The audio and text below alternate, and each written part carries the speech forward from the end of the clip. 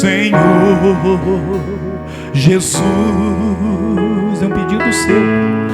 Já não quero ser igual.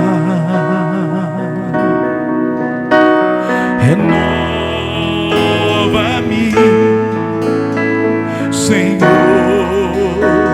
Jesus. Põe em mim seu coração,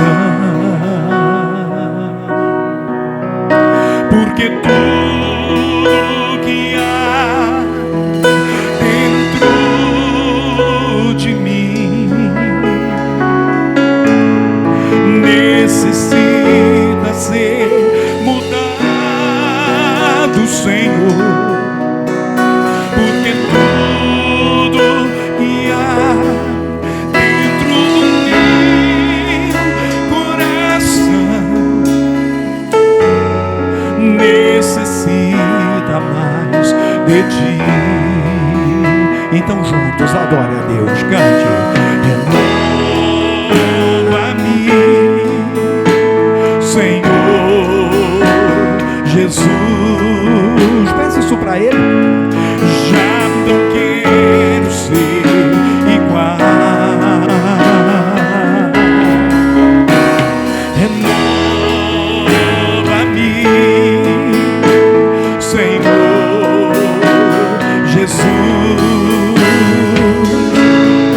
Põe em mim seu coração,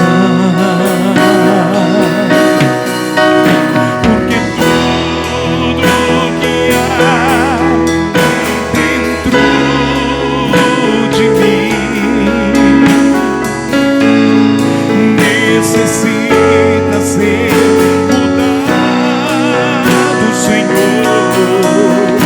Porque tudo que há dentro do meu coração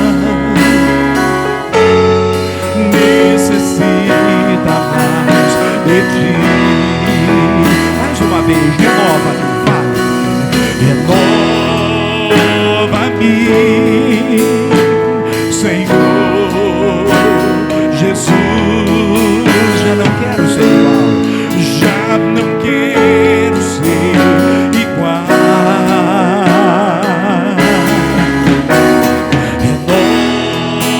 Renova-me, Senhor Jesus. Põe em mim seu coração, porque tudo que há dentro de mim necessita ser mudado, Senhor. Porque tudo que há dentro do meu coração necessita mais de ti. Então a sua voz agora declare: porque tudo dentro de mim necessita ser mudado, Senhor. Porque tudo que há dentro do meu coração necessita mais de ti, Pai. Tudo que há dentro de nós necessita do Senhor, Pai. Oh, olha, meu Deus, para essa pessoa que está clamando pelo lar, pelo casamento, Pai, mas o coração cheio de mágoa, de ressentimento. Muda hoje esse coração, Pai. Olhe para essa pessoa que está clamando por uma mudança na família, mas o coração precisa, Deus, do entendimento da Tua palavra. Muda hoje essa história, Pai. Tudo que há dentro de nós precisa ser mudado. Olha para quem estiver distante, desviado, caído. Levanta hoje essa pessoa e vem e toca com o Teu grande poder, porque tudo que há dentro de nós, Pai, necessita do Senhor, necessita do teu toque, necessita da unção do Senhor. Tudo que há dentro de nós precisa do teu poder. Pai, hoje estamos abrindo a nossa alma diante de ti. Revela-te, mostra-te, oh Deus tremendo, Deus poderoso. Aleluia, oh aleluia. Tenha liberdade no nosso meio, Pai. Liberdade para falar a esse coração. Liberdade para nos preparar na tua palavra. Em nome do Senhor Jesus. Oh, glorificamos o teu nome. Exaltamos o teu nome. Pois não há Deus além do Senhor. Não há Deus além de ti. Oh, a última vez com a sua voz declarando para o Senhor. Diga isso para Ele. Porque tudo que há dentro de mim necessita ser mudado, Senhor. Porque tudo que há dentro do meu coração necessita mais de ti. Necessita mais de ti. Diga para o Senhor. Oh, diga com o coração. Necessita mais de ti. Então diga: Senhor meu Deus, eu creio que nesta noite o Senhor já está aqui para abençoar a minha vida. O Senhor já está aqui para mudar a minha história, para abençoar toda a minha casa, em nome de Jesus. Vamos aplaudir, irmãos, com toda a nossa fé. Amém, queridos? Boa noite. Senta um pouquinho, seja bem-vindo à casa de Deus. Bem-vindo e tomara que você saia daqui abençoado hoje, né? Somos benditos ao entrarmos, a Bíblia diz, benditos seremos ao sairmos, se nós dermos ouvidos à voz de Deus. Vamos orar pela família e hoje nós temos um propósito, né? Clamar a Deus pela herança que nós temos de Deus, que é a nossa casa, que é a nossa família. Depois, se você puder, você leia, não vou abrir agora, mas lá no livro de Números, capítulo 27, a Bíblia fala das filhas de um certo homem que morreu antes que a herança fosse distribuída pelo Moisés. Moisés estava distribuindo a herança, que era a terra prometida por Deus. E para a família dela não tinha nada, irmão. Por quê? Porque o pai morreu e não tinha filhos. O pai não havia deixado, em outras palavras, herança para elas. Mas elas foram pleitear aquilo que era direito delas. E para você ter uma ideia, né, até o próprio Deus, irmão, estabeleceu o direito. Senão, se um pai morrer sem filhos, a sua filha vai herdar. Até aquele tempo era só os filhos, só os homens que herdavam. E elas fizeram essa mudança. Claro que essa herança é a promessa de Deus. No caso delas era também. Era a terra prometida por Deus. A nossa herança é a promessa de Deus, que temos que buscar diante dele. Temos de ouvir. E como é que eu encontro, né? O que eu busco se eu não conheço, irmão? Eu não tenho como buscar o meu direito se eu não conheço o meu direito. Então eu busco o quê? Aquilo que a palavra de Deus revela para mim, fala comigo, aquilo que a Bíblia diz. Para isso temos de crer. A Bíblia é a palavra de Deus que me dá direito às bênçãos e que abençoa a minha vida. Amém? Vamos abrir as nossas Bíblias, então vamos meditar um pouquinho na palavra, depois eu oro com você pela família. Se você trouxe a sua Bíblia, abra por gentileza, livro de Lamentações, capítulo 13. Estamos falando do versículo 19 em diante. Lamentações, capítulo 13, do versículo 19 em diante. Lamentações é Antigo Testamento, que é depois do livro de Jeremias. Acharam aí? Lamentações 3, versículo 19. Amém? Deixa eu fazer uma oração com você. Coloca a mão sobre a sua Bíblia, assim, os olhos fechados. Se não tem Bíblia, põe a mão no coração, não tem problema. Pai, em nome de Jesus, está diante de nós agora a tua palavra. Abra, meu Deus, o nosso entendimento para a tua palavra. Pai, queremos ouvir a voz do Senhor. Queremos, meu Deus, não só fazer a leitura bíblica na igreja, Pai. Queremos ouvir a voz do Teu Espírito Santo falando ao nosso coração. Fala ao coração, Pai, deste que já tem muito tempo de igreja. Fala ao coração dessa pessoa que está chegando hoje na igreja. Fala ao nosso coração, pois reverenciamos ao Senhor e clamamos a Ti pela Tua palavra. e eu sei que atenderás a nossa oração. Pai, que nesta noite o Senhor fique conosco e nos dê conhecimento, entendimento, em nome de Jesus. Diga assim seja e glória a Deus. Amém. Temos de refletir, irmão, o que é que nós estamos deixando ocupar a nossa mente, ocupar os nossos pensamentos. A palavra de Deus diz que assim como você imaginou no seu coração, assim será a sua vida. Isso não vai mudar. Então, se nós ocupamos a nossa mente com pensamentos que estão desconectados à vontade de Deus, a palavra de Deus, é isso que nós vamos viver. Olha o que diz aí, versículo 19 do capítulo 3 de Lamentações. Lembra-te da minha aflição e do meu pranto, do absinto e do fel. Isso aqui é uma oração do Jeremias, irmão, que mostra bem como é que estava o coração e a mente dele, né? Jeremias era um homem de Deus, mas veja o que ele falava com Deus aqui, era um profeta, pedindo a Deus, Deus, lembre-se da minha aflição, tá certo, lembre-se da amargura que está a minha vida, traduzindo aí as palavras que o Jeremias usou. E eu creio, irmão, que essa oração do Jeremias retrata o coração de muitos filhos de Deus.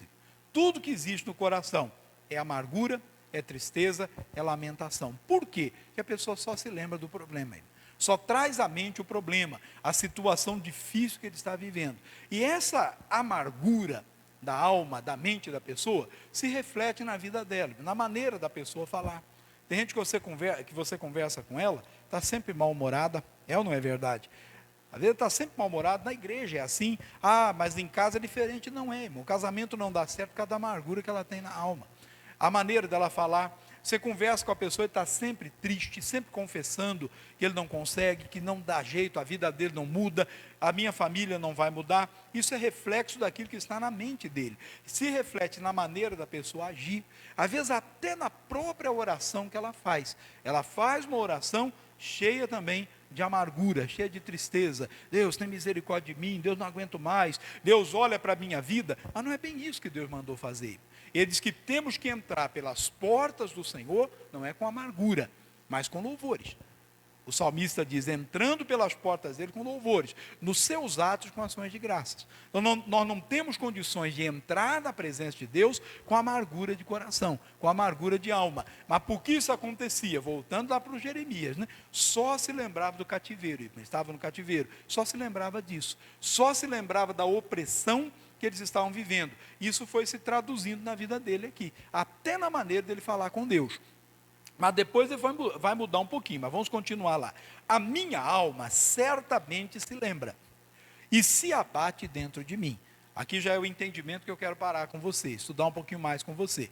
A minha alma certamente se lembra e se abate dentro de mim. Querido, quando existe a amargura no coração do homem, a sua alma, o seu coração se abate. E se o nosso coração está abatido, nós não temos estrutura, falando espiritualmente, para enfrentar as investidas do inimigo. Pastor, mas essa história de inimigo, isso não é bíblico, então leia a Bíblia. A Bíblia diz que o diabo é nosso adversário e anda ao derredor, procurando a quem possa tragar. Mas se eu não tenho uma estrutura na palavra de Deus, uma estrutura espiritual para rebater, para enfrentar essa investida do inimigo, ele vai conseguir me vencer. Marca o livro de Lamentações que eu volto, vamos lá para Provérbios 17. Provérbios, capítulo 17, versículo 22. Deixa marcado aí o livro de Lamentações que voltamos. Capítulo 17, versículo 22. Tem um paralelo aí, né? E já começa a mostrar a solução dessa situação para nós. O coração alegre serve de bom remédio, mas o espírito abatido virá a secar os ossos. Veja lá, irmão, o que eu falei. A alma abatida, né, o coração abatido, ele se reflete no espírito, ele tira a estrutura espiritual. É o que o escritor de Provérbios está mostrando para nós. Os ossos são a estrutura do nosso corpo, isso aqui é uma comparação. Se os ossos estão secos, essa pessoa não tem condição não aguenta coisa nenhuma, irmão. Ele não tem condição para o trabalho, ele não tem condição para batalha nenhuma. Por quê? Não tem estrutura. Tem gente que caminhando na rua, eu falei isso aqui durante o dia, de uma pessoa da família, caminhando na rua, caiu, quebrou a perna. O pessoal diz, caiu e quebrou a perna. Mas depois foi saber, não caiu. A perna, ele caiu porque o osso quebrou, irmão, sozinho. Não teve estrutura, se quebrou. E ele caiu. Veja que coisa. Então, se os ossos estão secos, não há estrutura. Mas nós estamos falando do corpo, não, estamos falando do espírito. Se o meu espírito não tem condições, não está preparado, se eu não tenho uma estrutura espiritual, quando vem o inimigo, ele vai me vencer. E quantos casamentos estão acabando, por falta de uma estrutura espiritual? Falta a oração, aí falta tudo, falta a confissão da palavra, falta uma posição diante de Deus que a pessoa não está preparada. Não há uma estrutura espiritual para enfrentar essa investida do inimigo. Então, pastor, qual é a solução para isso tudo, né? Tirar a amargura. Mas como alguém pode tirar a amargura do coração no meio de tantos problemas? Olha o que ele diz aí, versículo 22, no início. O coração alegre serve de bom remédio. Então tem que alegrar o seu coração. Parece até, irmão, parece até uma coisa fora da realidade para algumas pessoas, para algumas famílias hoje, né? Dizer que ele tem que alegrar o coração, que ele tem que se alegrar. Mas nós não estamos falando da alegria da mente. Talvez a alegria da mente, poucos de nós hoje têm a condição de ter.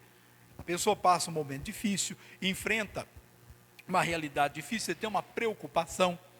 E por isso a pessoa vai, voltando lá no início, matutando nisso, vai se distanciando. Não, alegra o seu coração na palavra de Deus. Não é a alegria da mente, mas é a alegria do coração.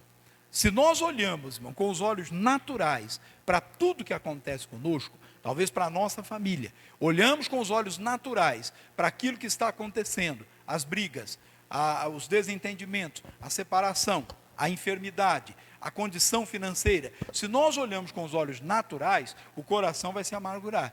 Vamos começar a falar igual Jeremias. Deus se lembra, não aguento mais, olha para a minha amargura. Se olhamos com os olhos naturais. Mas quando nós olhamos para a palavra de Deus e consideramos a palavra de Deus, nós veremos então que nela nós temos condições de nos alegrar. Porque na palavra de Deus nós encontramos a promessa dele. E é a promessa de Deus, é a palavra de Deus que tem condição de alegrar o coração do homem. Ah, pastor, não consigo me alegrar, porque você não olha para a palavra. Olhe para a palavra de Deus, olhe para a promessa de Deus e creia que tudo aquilo que ele disse irá se cumprir. Aí nós vamos voltar lá para o livro de Lamentações que começamos, para você entender o que eu estou te mostrando aqui.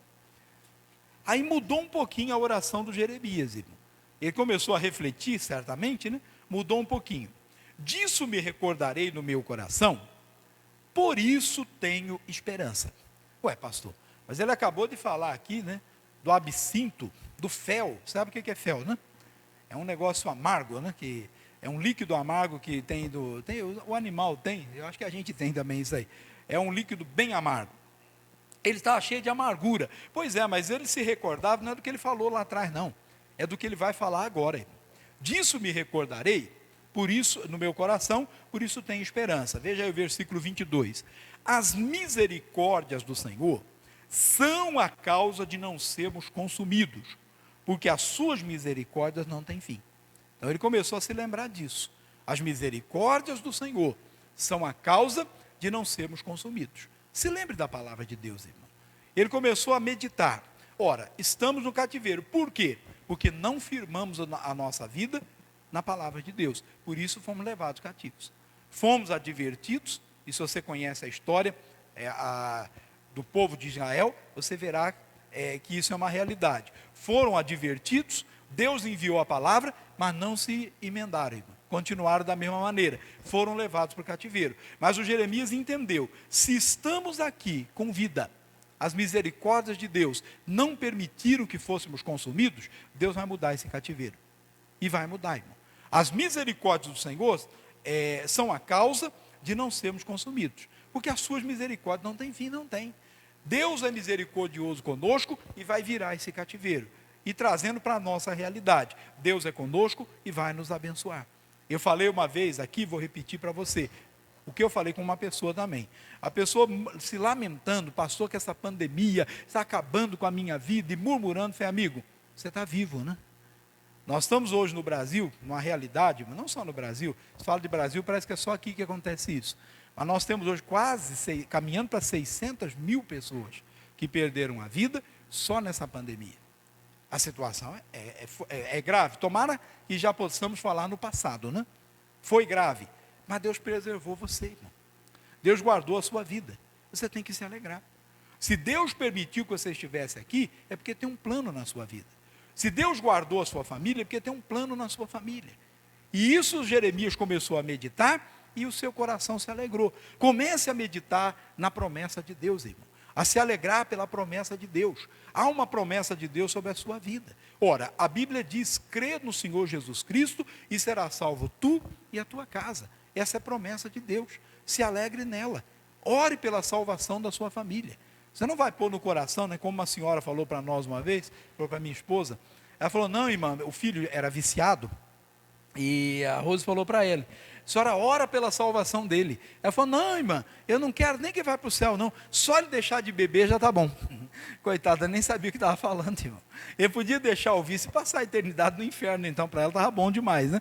É o tipo de oração, desculpe falar assim, egoísta, irmão. Porque ela não queria ter trabalho com o filho. Não é essa a intenção, irmão. A intenção é orar para que se cumpra o plano de Deus na nossa vida, que se cumpra a promessa de Deus. E a promessa de Deus é que se você for salvo, você também tem condição de colocar a sua família na salvação, o seu casamento. A Bíblia diz: o que uniu Deus não separa o homem. Meu irmão, o dia que você foi ao altar de Deus e recebeu a bênção de Deus, está escrito na Bíblia: a bênção do Senhor enriquece e não acrescenta dores. Deus já colocou na sua vida uma bênção que vai enriquecer o seu casamento. Então você não tem enxergado isso ainda.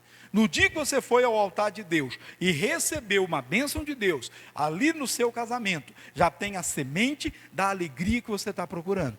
E talvez esteja procurando até em outras coisas. Não faça isso. Procure na palavra de Deus. Deus já acrescentou ao seu casamento condições de ser feliz, de satisfazer você, de alegrar você, de abençoar a sua vida. Mas o inimigo vem para tomar a sua herança, irmão. Tomar aquilo que foi dado a você por Deus. Os seus filhos são herança do Senhor. Ah, pastor, meu filho só me dá trabalho. Então para de olhar para isso e olhe para a promessa de Deus. Meu filho vai mudar em nome de Jesus. Ele será uma bênção. As misericórdias do Senhor era a promessa de Deus para eles, irmão. Claro que também para nós. Mas o que tem que alegrar o nosso coração é a promessa de Deus. Por quê? Olha o versículo 23. Novas são a cada manhã. Olha o que ele diz no final. Grande é a tua fidelidade. Meu irmão, a fidelidade de Deus é grande. Ele não falha. Aquilo que ele colocou na palavra dele, que diz respeito à nossa vida, ele vai cumprir em nome de Jesus. A fidelidade de Deus é grande, é maior do que qualquer outra pessoa, irmão.